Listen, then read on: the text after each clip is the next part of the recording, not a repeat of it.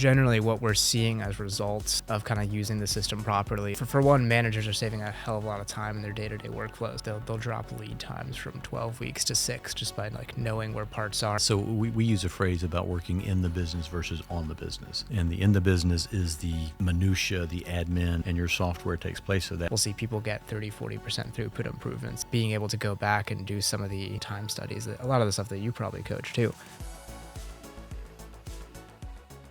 Yeah, welcome to another episode of Protocast. We're here with Beau from TES. I think that stands for the Effective Syndicate. He's a manufacturing consultant in the area. Has helped a lot of companies, and we connected recently as partners and figured we'd do a joint episode kind of explaining what both of us do and go from there. Absolutely. Hi, my name is Beau Groover, and I've been coaching manufacturing companies for about 25 years. About 8 years ago, we launched TES, or the Effective Syndicate. We work primarily with small to medium-sized manufacturing companies, helping them with leadership development and Lean Six Sigma. Perfect. Cool. Yeah, and then obviously Tim from StartProto. We're a manufacturing software company that really helps small to mid-sized machine shops, tool and die shops, and small OEMs streamline their manufacturing process and kind of take the chaos that is their normal business and really get it organized and running better. Perfect. Well, I'm excited to be here, and I appreciate the invitation. So I thought it might make sense for, and this might help us connect better, a little bit about the background. I mean, how did you end up here with StartProto? How did you decide to launch this? Yeah, so I mean, the story goes back a good bit back to 2015, 2016. My now co-founder and I, we actually ended up finding this competition at Georgia Tech that was for BMW, right? And the big posters around campus that said you could win experience to go drive BMWs around, and by the way, you could potentially get an internship. So anyway, we poured our heart and souls into that, ended up winning that, got to drive cool cars around, but then also ended up at BMW learning a lot about kind of how now that we know kind of top 1% of manufacturing works, right? I was helping automate some pre-production testing. Zach was helping automate some 3D printers for their kind of newer lines. We just both really loved it, dove really deep into that, and did a number of other manufacturing things along the way. Ultimately, towards the end of school, through our capstone project, we had kind of reconnected with manufacturing, helping basically with the training of tool documentation effectively, and realized that most of the manufacturing world did not look like BMW, as I'm sure you know. And found a really interesting problem set around work management, defining work, and then kind of making the shop floor run more smoothly. Got a beta customer on our first solution that we built in like 3 months or so, and raised money and kind of with the goal of bringing that to more and more people. So that's what we've been up to for a better part of 2 years now. And yeah, it's been a pretty exciting journey. That's fantastic. You know, the fact that you started out saying, hey, there's this opportunity, and if we win, we get to drive cool cars. Yeah, that's turned into a business. Yeah. That's fantastic. So in your mind, Tim, what sets your software apart? What's the unique opportunity or proposition that you're providing with your target customers? Yeah, I mean, when we looked at the market to begin with, right, we realized that so many people were running off Excel sheets and Post-it notes, and we started kind of digging deeper and deeper into why. We're like, there's systems out there that do this, right? Why don't you use them? And they're like, it's barely better than an Excel sheet. It's hard to get implemented. They quoted us a ridiculous price. They said it was going to take 8 months to get on board. And that's stuff that the under 50 person company generally doesn't have time, budget or timeline for. So we kind of digging deeper into that. We're like, okay, if we can make a product that solves those key points, right? Make it something that's quick to get into, we'll have a really streamlined implementation process to where you can kind of get your shop on board in 2 or 3 weeks as opposed to 3 or 4 months. We think we can really win and provide a lot of value in this market. So that's kind of where we started at it from, right? And I think that's still kind of what we do best, is we have a solution that is very approachable and easy for people to get into, and see value very quickly, right? As opposed to 9 months, Right. and then maybe you see some benefit, or maybe you throw it out, right? Right. So yeah, we're really good at just getting people up and running very quickly, and yeah. That's awesome.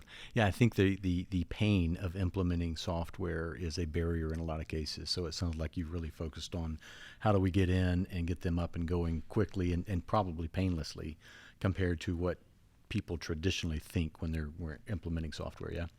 Exactly. Yeah. I mean, we do, even to the point of having a self-serve version of the product.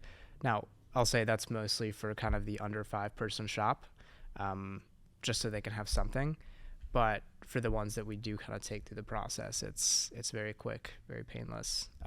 We like to say it's more a series of haircuts, where a lot of other ERPs might feel like a heart transplant, right? So very approachable. You're not scared to go get a haircut, right? And end of the day, you just have a much better business. Right on. So how do you guys keep up with like the pace of technology and innovation is just neck-snappingly fast. How are you guys keeping up on with that, or keeping pace with that, I guess? Right. I mean, I think we, to some extent, have a built-in advantage on that, just by being a younger company, having a kind of newer tech stack to begin with. When something new does come out or we want to use some new tool, it's very easy for us to do that. Right. It'll take, a week for us to do something that might take a company with a legacy code base 6 months. Right. So, I mean, there's countless examples of different monitoring tools we've been able to put in place to ensure customer experience is right, or get customers their data quicker, or, it's just by having a better foundation, it makes stuff like that really easy. Okay. So you mentioned on your intro, Tim, a little bit about your target market. Can you put a little more color around that? Because I'm sure some of those folks are going to hear this, and we want them to say, hey, that's me. That's what I need. For sure. Yeah, I mean, right now we've gotten very good and fast at getting kind of machine shops, tool and die shops, and kind of smaller manufacturers that do in-house manufacturing up to speed really quickly, right? Tends to be in that kind of 10 to 35 person size. That's really where we've focused everything. That's really what all our documentation and everything else is built around, and kind of having a program in place, much like you probably have for your companies, of here's how we get you to value very quickly. Okay. And what kind of companies are they? I mean, what are you looking for? Specific capabilities or specific markets that they're serving, or a combination of both? Yeah, it tends to be, I mean, we'll put it this way. I think the thing that really our software really helps drive a lot of value in is the communication between the different functions, right? Okay. So if you have someone who's quoting and an owner who's quoting and then building out routings, or maybe you have the owner doing that and then someone else in kind of an engineering level, and then a second operators that actually go execute on that work, right? The way we like to think of it is like our system is very good at helping you define, plan, and then execute the work, right? Those tend to be in 3 different stages, and as long as you have those stages in-house, our software can be very helpful. Nice. And from the customer's perspective, ease of use is something that you touched on. What are the other things that you would say, hey, this will help A, B, and C from their perspective? Yeah, I mean, the software itself, obviously, a lot of features, right? But generally what we're seeing as results of kind of using the system properly is people are, for one, managers are saving a hell of a lot of time in their day-to-day workflows, which unlocks them to focus on other parts of their business, right? So, that job that they have that they know they could probably shave 30% off on, now they have the time to go do it. And so we'll see people drop, they'll drop lead times from 12 weeks to 6 just by like knowing where parts are and being able to finally run more efficient batch sizes. We'll see people get 30-40% throughput improvements just by being able to go back and do some of the time studies, a lot of the stuff that you probably coach too, just because they now have more time to not deal with the admin work. There's people who have basically been able to not rehire front office roles when people have left, just because it automates a lot of the business workflows around it. Awesome. Yeah, so we use a phrase about working in the business versus on the business. And the in the business is the minutia, the admin. I've got to manage. I've got to manhandle this thing through, and your software takes place of that. So I can take a step back and say, all right, how can I do this better, faster, cheaper the next time we need to run it? Yeah. Exactly that, or a lot of owners really like just being able to work from home for the first time ever, or go sit on a beach and check on their jobs. Play around the golf today. Exactly. My swing's getting rusty. Yeah, I mean, a lot of manufacturers we talk to, the owners or managers of that haven't taken vacation in years, just because the only way their workflow works is by being there, checking in on everyone, making sure it's all right. So we just free them up to do that from anywhere, and with a hell of a lot more data than they've ever had. Right. That's awesome. That's awesome. So what about a shop that maybe they're a little bit beyond Post-it notes in the Excel file? Maybe they've got some kind of even homegrown or clunky old system. How do you guys approach those folks? Yeah, and in a lot of ways, those are almost easier just because they have processes in place. Okay. And it's pretty easy to then map those over to what we do. We pull a lot of people off of the various forms of Job Boss. They're kind of the older legacy player in the space. We have some import tools that makes it really easy to migrate. So we're able to come in there, move over all your data, and then, a lot of times people, even if it's the exact same data, just by seeing it in a new system, they start seeing kind of where they're losing money on jobs. They kind of see all this other stuff that we just make a lot more visible for them. So in a lot of ways, it's preferable if you've been used to a system, right? Doing something, right? Even if it's a bad system, some system's better than no system. Exactly. Okay. So what about the user experience and support? So I start up with you and I've got a question, or I run into something I don't understand. What's the process for them to follow? Yeah, I mean, we've got a fairly well-defined implementation process at this point, and just brought another person on the team to kind of help own this and some other tasks. Basically, you start out post-sales cycle, right? You sign the paperwork. We kind of take all your data. We help you sort it, import it, get it into the system, set up the account the right way, twist the, if you need something in a custom field, we'll set that up. If you need any kind of small customizations that are available within the software, happy to do those for you, connect your other tools, right? After that, we'll do a kickoff. A lot of the customers will choose to do this in person, which we find to be pretty valuable. We'll train you through our different modules that we have. If you're a purchaser that needs to learn how to use purchasing, we'll do that. We'll train your quoting team, your sales team, and then ultimately your operators. Kind of that's towards the go live, right? So when we leave you, you're running, you're in the system. And after that, first couple months, weekly check-ins, and it goes to bi-weekly and monthly until, you're up and running and basically tell us, hey, you don't want to talk anymore. You'd rather just run your business. We're good, man. Leave us alone. Guys be like, yeah, I'm on a beach. Like, don't bother me, right? So that's kind of the process we pull people through. The majority of that implementation is the first 2 or 3 weeks. And then after that, it kind of tapers off into more of a support role as needed. Okay.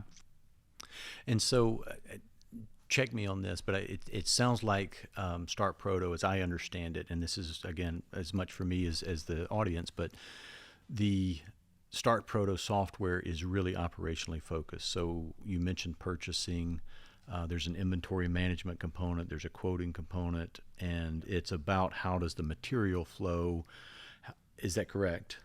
Yeah, I mean, more or less our system follows, the journey of the part, as you will, right? So obviously the first time you're going to see something, it's going to be a piece of paper and a drawing emailed to you, most likely, right? We help you pull the information you need off of that to provide an accurate quote, right? You send that back to your customer, you win it, you bring it back into your business, turns into an order. From there, it goes to your engineering team. They can build out the very detailed routing of how you're going to, that's kind of that plan step of how you're going to put it through your shop floor. Then it kind of goes into your scheduling module, which honestly is fairly decent at this point. Most people just kind of leave it on auto. And then it goes out to your shop floor. Your operators basically get a prioritized list of everything to do in the morning. Very detailed work instructions. That's one of the things that kind of sets our system apart too, is we kind of built it documentation first, right? Especially given how we came from the makerspace realm where we were trying to train basically students how to use, lathes and other machines. We got very good at displaying documentation, right? So That's what the operators get, very detailed. Most people actually pull their NC files or kind of machine files from there as well. And then ultimately the part gets done and you just hit ship on the shipment and it kind of goes out the door, right? So while your part is within your facility, we kind of keep track of everywhere it is, what the priority of it is, if other priorities move around, and then ultimately kind of get it out the door on time. Okay. And then so I would imagine, in my experience, a lot of these little guys run some kind of accounting software, QuickBooks or something like that. How does your system connect and keep the money moving with the part?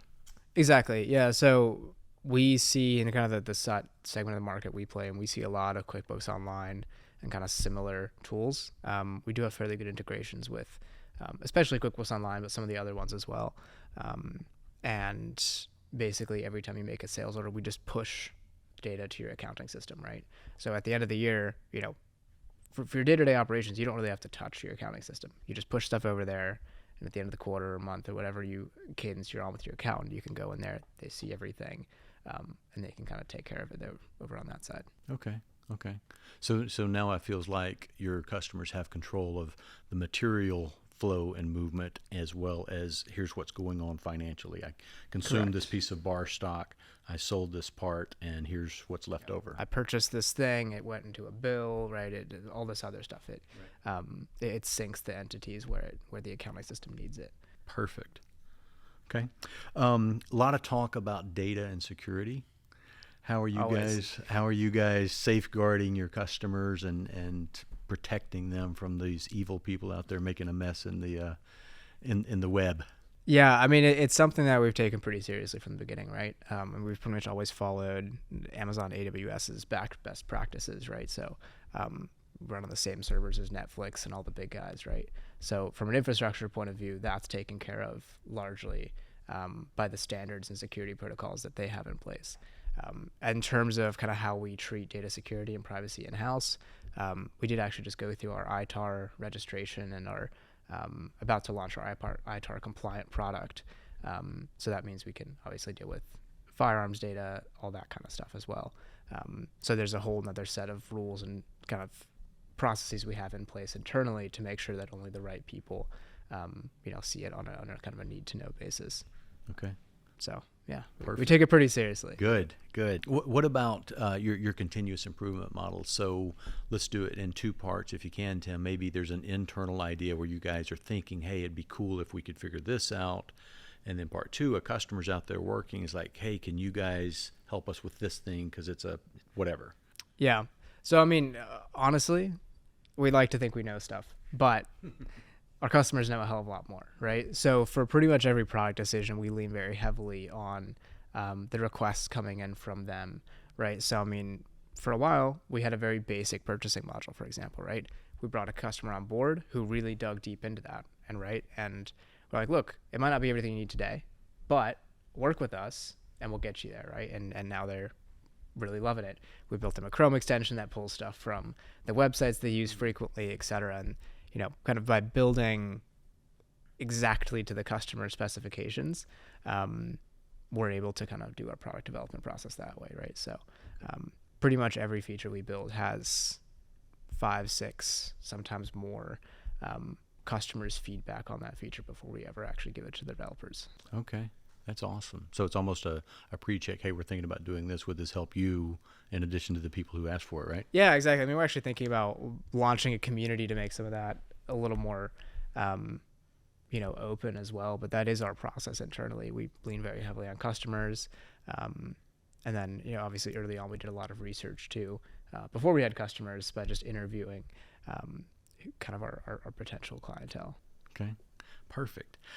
So looking ahead, what's on the roadmap for StartProto? Where's the organization going? Yeah, lots to come. I mean, obviously, feature-wise, there's always stuff we're pushing there, right? But ultimately, we just want to continue serving the mission of just making it really easy for businesses to improve, take on more capacity than ever. And I mean, there's so much work out there these days. Reshoring, smaller brands deciding that they want to make stuff here or whatever else, right? So there's just more work than most people can take on, and we just want to be part of the solution, not the problem, right? So. Okay. That's awesome. Well, so I think, maybe we ought to talk a little bit about why you and I have connected, and how we see the synergy between our organizations working. Yeah, for sure. I mean, I guess in general, right? We love focusing on the product, getting laser focused on kind of making that better, right? And partners like yourself serve a couple different roles in helping us get that feedback. You've probably seen more manufacturers than we have at this point, so always great to get feedback on that end. But you can also help businesses on the larger problems they're facing outside of just our software, right? I mean, we've gotten into businesses to where we're like, yeah, I mean, you can import what you have today, but maybe we should spend like a week cleaning up your SKU system, right? And the more and a lot of times the big improvements are on that stuff too, right? Like, yes, you can put a software in place and it'll force you into a process, but a lot of times these businesses, they kind of need more help outside of just the software, right? So that's kind of what got us interested in reaching out to different manufacturing consultants, and obviously we love what you do, to help those businesses get on the right track and then bring in a solution that helps keep that new process on the rails, right? Perfect. Yeah, and I think from our perspective, obviously we don't do software, and we're grateful that people like you do. But a lot of our organizations, again, they're like you said, they're running on spreadsheets and Post-it notes, and it's just really, really hard to say, hey, we're going to help you clean up your shop floor when there's no backbone to support it. And it's like, well, I can't help you organize Post-it notes. That's not that's not going to it's not going to get you where you want to go. So for our perspective, when we identify those opportunities where, hey, you need process improvement and a functioning operating system behind it, and that's why we're really excited about hanging out and working with you guys on this software. I think that's it for me. What else did you want to cover?